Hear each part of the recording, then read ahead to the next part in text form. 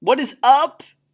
Pre-Cal 12. Hope you're having a great day today. We are on our podcast here, and I wanted to just go over some stuff with you in regards to our review. I know I already did number one. If you're interested in that podcast, go ahead and look at the one just right underneath this review. If you're on campus, you could see it right below, and go ahead and check that out within that. As we go through, I think I'm going to do this. I'm going to work my way backwards today, mainly because a lot of the problems that were on the front, a lot of you already completed. Plus, I wanted to go specifically over 12 and 13 today. Okay, so let's do this. Let's start with 16. One of the things that we know with 16 and 15, actually, I'm going to do 15 because we did 16 in class. One thing on 16, just to be careful of, is to make sure that you first square both of these values. So I would do 3 minus 2i and 3 minus 2i. And then remember, we do PEMDAS, so don't distribute this negative yet. Make sure that you also do 4 plus 3i and 4 plus 3i on that spot, okay? So once I distribute both of these together, same thing on this left side, I can then just multiply the negative inside of the multiplied version, very similar to the one we did in class.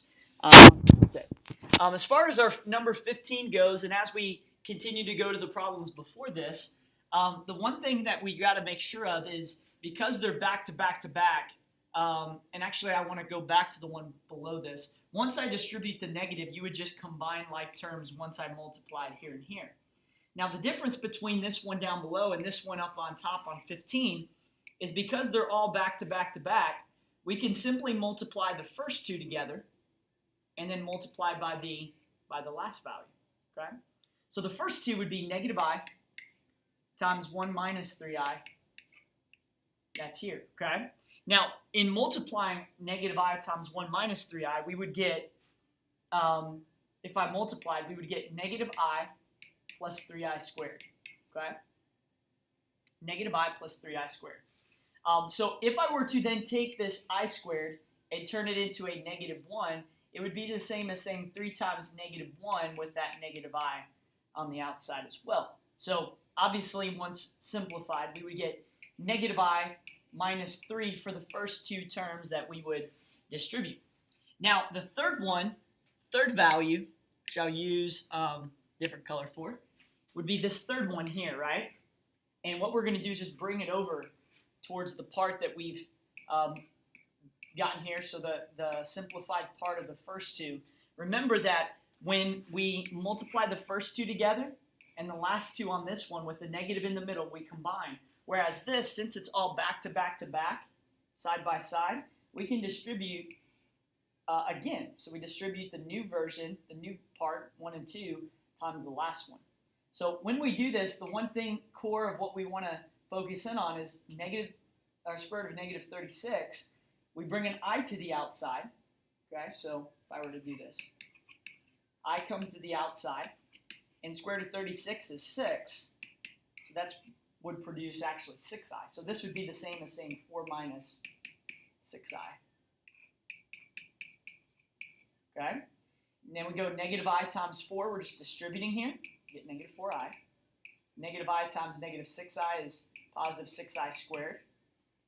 Negative 3 times 4 is negative 12. Again, I'm just showing my work here. It is easy to kind of mess up here. Okay? Get 18i. Now we can combine like terms with that I squared turning into negative 1. This would produce a negative 6. So I'll rewrite it. And then combining like terms and putting it in standard form would be negative 6 minus 12, which is negative 18. Negative 4i plus 18i is positive 14i. So negative 18 plus 14i would be my new answer there. Okay? Good stuff. Nicely done. Yeah, it was good work right there. So that would be number 15. Number 14, similar to 15 and 16 in simplifying. This time it says, write the result in complex standard form, which means that we want to make sure we use our conjugate, which is all dependent upon the bottom here. Remember, on the conjugate side, we multiply the same value, just the difference in the middle sign. So on the bottom, distributing, we get 9. 3 times negative 3i is negative 9i. 3i times 3 is positive 9i. And 3i times negative 3i is negative 9i squared. Okay? Remember, I squared produces a negative 1, which makes this positive 9. So we can just kind of take this out, positive 9. Okay? So the bottom part would be 9 plus 9, which would be 18. And the negative 9i and positive 9i should cancel out because, again, we should not have an I on the bottom as long as I did it appropriately. Make sure that this middle sign is different. A lot of times people keep that one the same. Okay? Now, in distributing 5 across, by the way, while I write this, you can also find all of these answers online. Okay? So you can look down below, and all of these have the work shown on them. Negative 2i times 3 is negative 6i. And negative 2i times negative 3i is positive 6i squared. Okay. So now simplifying this, we have I squared, which is negative 1, times 6 is negative 6. And so what we have here is 15. By the way, this right here, we could combine that to get negative 21i. So 15 minus 21i minus 6 here, okay? Which would get me 9 minus 21i, all divided by 18. And really, to be honest, the real simplified version would be putting 18 underneath both of these parts. So underneath 9 and 21. So this would be like 9 over 18 minus 21 over 18i. And then we just reduce. So this would be 1/2 minus, divide this by 3 to get 7, 6, I think. Yeah, 7, 6i. And that would be the simplified version that's there. Okay. Very good. Okay, so 12 and 13 are ones that I really want to hit on. These are really tough and are ones that you've got to be really, really keen into. Okay, 12 and 13. So I want to really highlight and star these two. If you're watching the podcast just for 12 and 13, it might just be worth just looking at these two that are here. On number 12, it says find the x and y intercept. Now, the y-intercept becomes easy because anytime I'm saying the y-intercept means we plug 0 in for x. So it would literally be 0 in for x. Now, this isn't too bad because that means that y is equal to negative 4 times 0 plus 3, which is 3 squared, plus 5. Now, PEMDAS tells me, yes, PEMDAS, tells me to do the exponent first. So 3 squared gets me a value of 9 times negative 4 plus 5. So this would be negative 36 plus 5, which should produce negative 31. So my y-intercept is technically 0, negative 31. Okay? All right, good. Now let's go to my x-intercept. Okay, remember x-intercept we plug 0 in for? Yes, you said it at home. I hope you said it at home. That means we plug 0 in for y. So over here, I'm going to do this one over here a little bit different. So x-intercept, you plug 0 in for y, so we get 0 is equal to negative 4 times x plus 3 squared plus 5.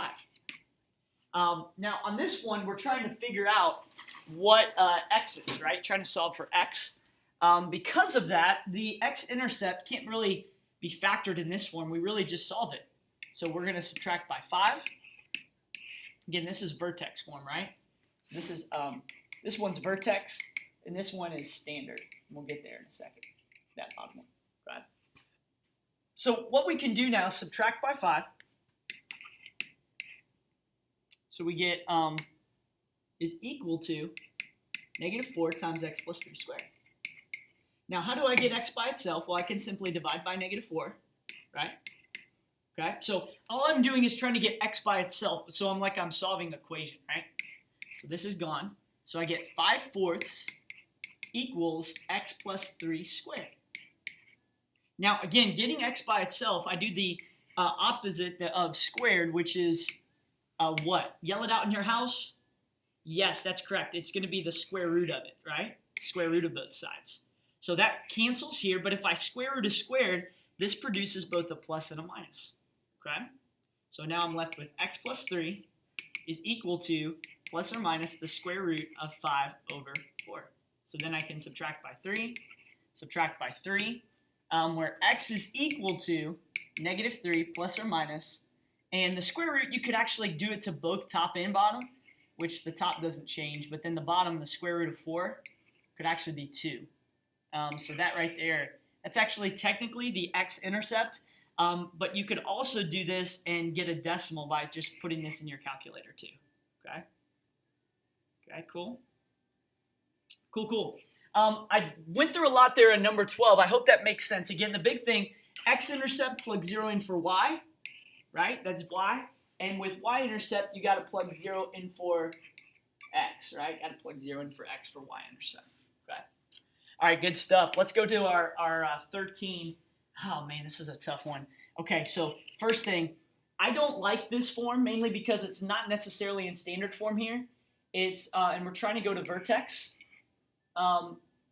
So like try to get the vertex to vertex form. So in doing this, let's distribute negative 2/7 across, okay? So this would be y is equal to negative 2/7 x squared. Don't get too confused on this. You got this. Plus 6 times 2, negative 12, right? So we'll say, we'll do this backtrack. Minus 12/7 x, and then negative 2/7 times 21 is plus 6, okay? Plus 6.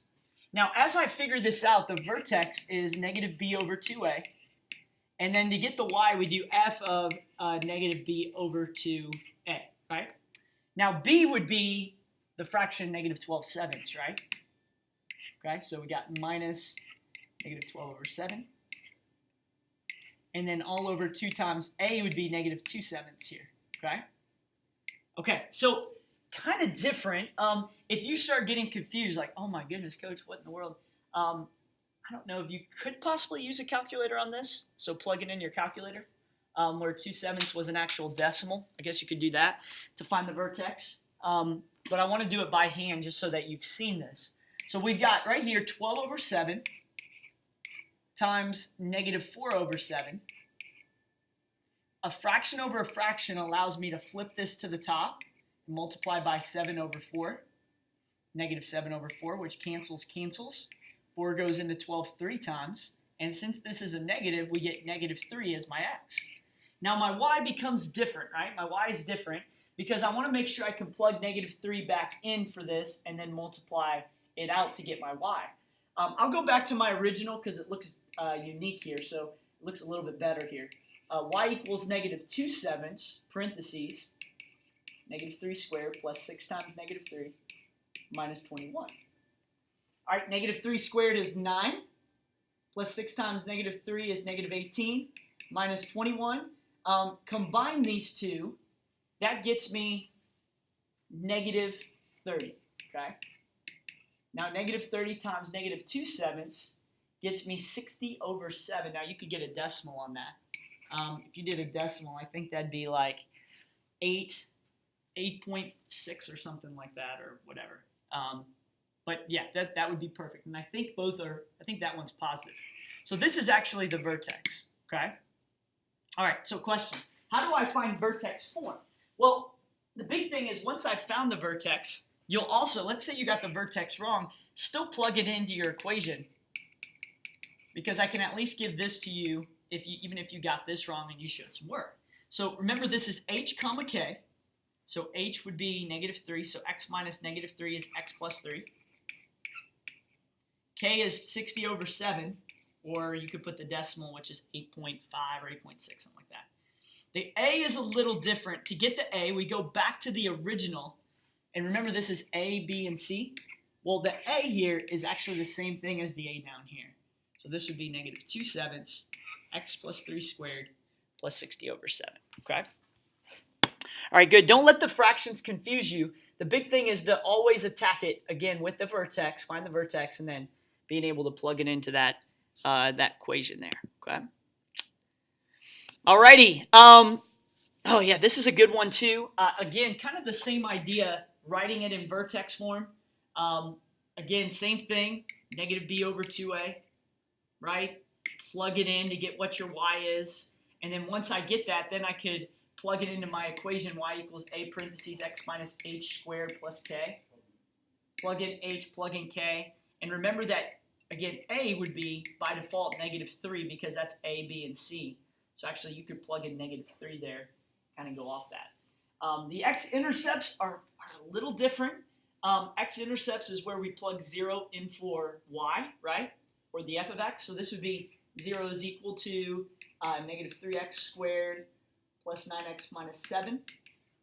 And from here, what we could do is, since there's an a value, I can multiply the last times the first.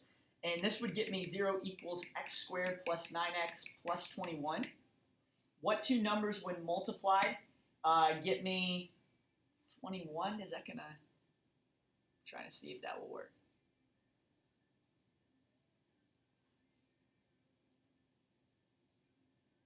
I think that we will actually have to... I think this one actually is not able to be factored. So on this one, you would actually use a graphing calculator to find the vertex, okay? Or I'm sorry, you could do the vertex, but I'm sorry, to find the x-intercept. Cool, for x-intercepts. So just a heads up there. I think this one actually does not have any, because if it's at -7, this is where kind of the y-intercept is. I think you're going to have something that looks like this. And it may not be perfect to that, but I don't know if it has x-intercepts there. So just make sure if you say no x-intercepts, describe why, okay? 10's pretty simple because you look at the highest degree, which leads me to my lead coefficient. So this is negative and even. Negative even does what? That ends up falls right and falls left. Cool. And that's how we attack that one. There. That's just end behavior stuff. Just remember those end behavior formulas. Number 11 is another hard one that many people were asking today. Remember the x squared plus 4 would be, don't forget that, plus 0x plus 4. And then inside would be all of the values that are here. Now remember, we do not use synthetic here because as we see the outside or the denominator, the x squared plus 4, it does not have just, it's not just x plus 4. It's because of the squared, it kind of puts us in a bind here, okay? All right, so as I check this out, we look and see what times x squared gets me x to the 4th, okay? Well, as I look at this, I can say, okay, that's x squared. I know that. So we put x squared up above. And then we're going to multiply this x squared times all three of these values. The reason why I keep everything aligned here with x squared, same thing with here and x to the 4th and x and whole numbers, is it becomes very tricky to try to do this if I'm out of order. So I just try to keep everything in sync. So x squared times x squared is x to the 4th. X squared times 0x is 0x to the 3rd. X squared times 4 is 4x squared. And then I come in, and remember I have to change the signs in order to cancel these first two, but I've got to do them to each of these, okay? Canceling my first part, 5x or negative 5x cubed minus 0x cubed is just negative 5x to the 3rd. 8x squared minus 4x squared is 4x squared. And then I bring down the negative 20x, okay? Now I do the same thing again. The only thing that changes now is what times x squared gets me negative 5x to the 3rd. And that would be negative 5x here, right? So negative 5x times x squared is negative 5x to the 3rd. Negative 5x times 0x is plus 0x squared. And then we just keep going, right? Minus 20x. All right, perfect.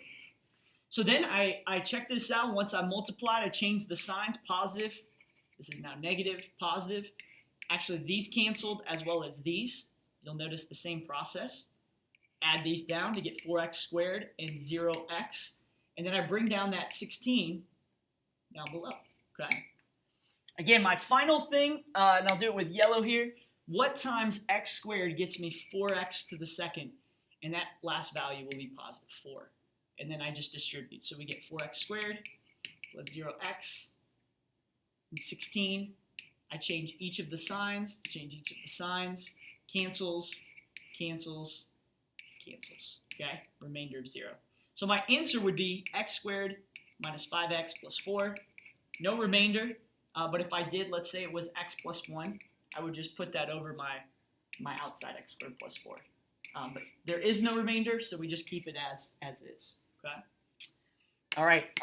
Go ahead and look at number 8. This one is one. It says find the x value for which v of x is a maximum.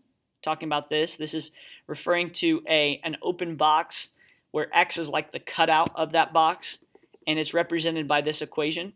And so just to simply attack this real quick, let's go to y equals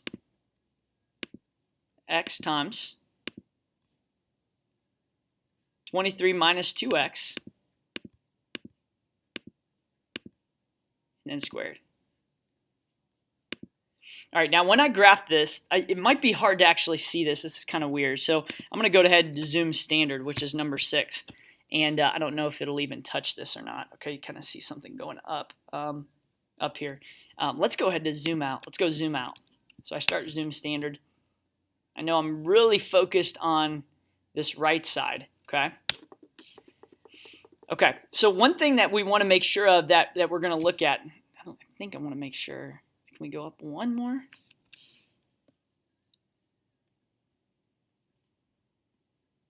It kind of goes up, back down again, touches, and then returns. You say, Coach, why does it touch and return? Well, remember that this has a multiplicity of 2, so it's going to bounce, right, at that spot. So it says find the x value for which v of x is a maximum. Well, you'll see that the maximum refers to, let's see, where are you? Oh, there we are. Sorry about that.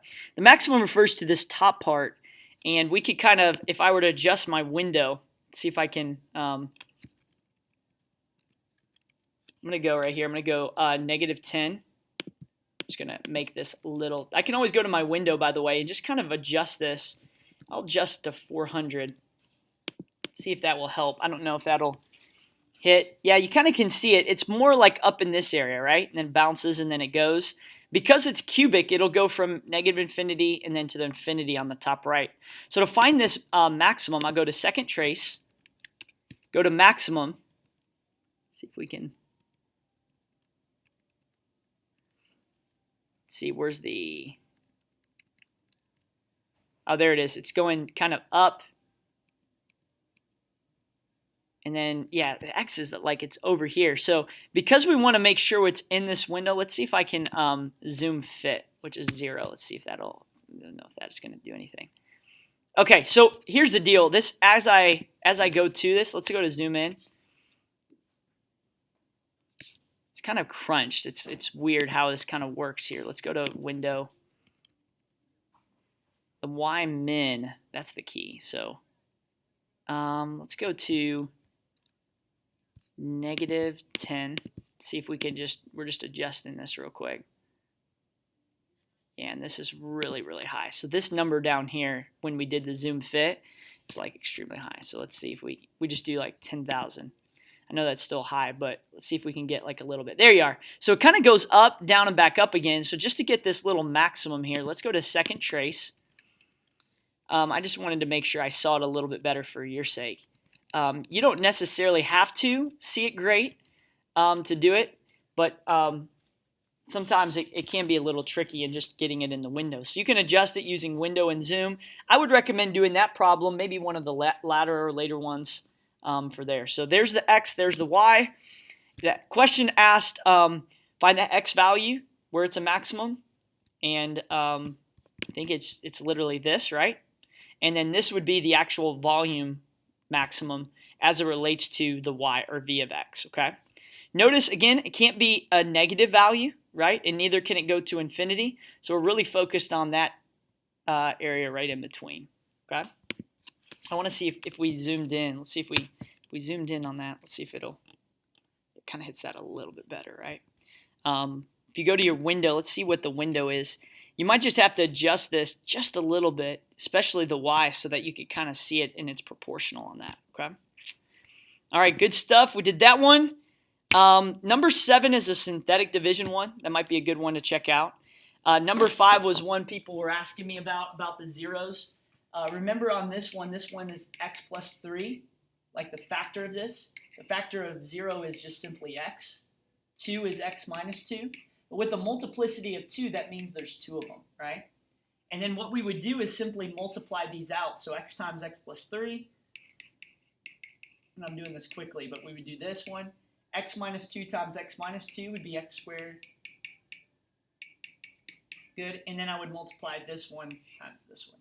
Okay, distribute that out. The only one that I also wanted to go through calculator-wise was this one, and we'll wrap up with this one on number 6. Told us to calculate the unit price, P, if the revenue is 200,100. So if I were to do this, just plugging this in, the revenue is 200,100. So if I plug that in and set that equal to negative 1/2 P squared plus 1900P, I'm going to subtract this to the right side to get 0 is equal to negative 1/2 P squared plus 190P, or 1900P, minus 200,100. So the question is what unit price would be associated with that? With this one, we're not as much concerned with the maximum as much as we're concerned with where it hits the x-axis, right? So what would be the unit price P when associated to 200,100?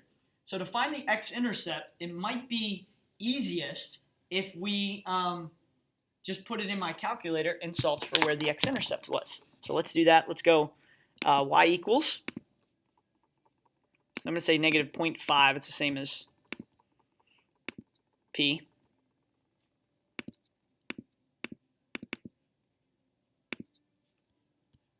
$1,900x, and then minus, remember we solved it by setting it equal to 0, 200,100. Okay? Now, I used the window that I had. You can't even see it here. Let's go to zoom fit, which is still going to be kind of funky. Yeah, you'll see it's like way over here, right? See where my window is. Yeah, this is all in the negatives. You see that? Let's go here. Let's make it a positive. I'm just making. All right, let's see. Let's go to zoom standard. Let's go zoom standard. Let's just see what we've got. Yeah, it won't probably have much. Now what I'm going to do, I'm just going to kind of mess with this. So I'm going to go to zoom fit one more time. It's going to give me that weird value. I'm going to go to zoom out. This is way up there. Yeah, let's see if maybe we can. You see this down here? This right here is telling me it's like negative 18,000. That's kind of a weird. This is minimum. Okay, maybe on the maximum side.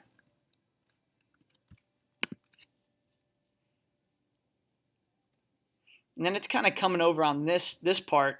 Notice this. One of the things that it is important to kind of see is on this one, you know it's negative, right?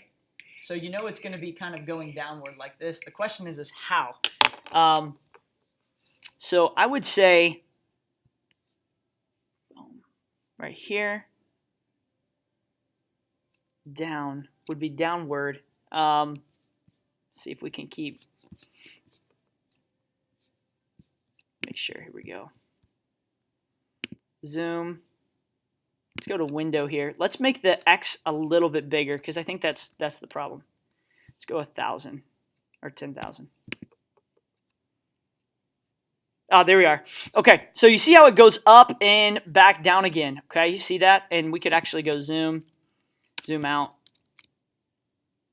And again, you got to kind of work at it a little bit. And again, these calculator ones are no joke. You've got to kind of work through it, get that window taken care of, see where it's at. See if it'll go one more time. Okay, you kind of can see it, 1 and 2. Now, what x-intercept you solve for depends on the context of the problem. I'm going to go ahead and go after the right one that's here. So I'm going to go here. I'll go here. I'm going to go second, trace, and I'm going to go 0. I'm going to go enter here, left bound, right bound, guessing somewhere in the middle. I got 3,691 as my x, okay? And again, this is approximately 0 because it's e to the negative 7th. But that would be probably, that's a good thought there, okay? So again, let me just make sure I go through how this might look here. So I start off in Zoom Standard. I look and see, oh, it doesn't work. I notice that these are high numbers, so you're probably thinking, oh man, I'm gonna have to really work on my calculator here. And then you're gonna go down to Zoom Fit, which is like that 0. And hopefully it kind of gives you something here. Good. And then when you go to your window, you'll notice that the x's are like only negative 10 to 10. So you might want to change that. Plus we're like really in the negative, so kind of threw you off. So let's make that maximum really high. It's kind of what we did.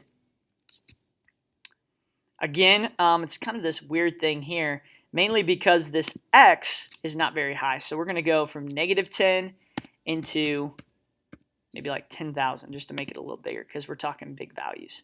That's when we see this parabola here, and then that's when we could come in and say, oh yeah, that makes sense. So we want to make sure that we kind of zoom out from this spot, and then you start getting towards your answer there. Cool. All right. I hope that was helpful for y'all. Just kind of going through some of the questions that were there.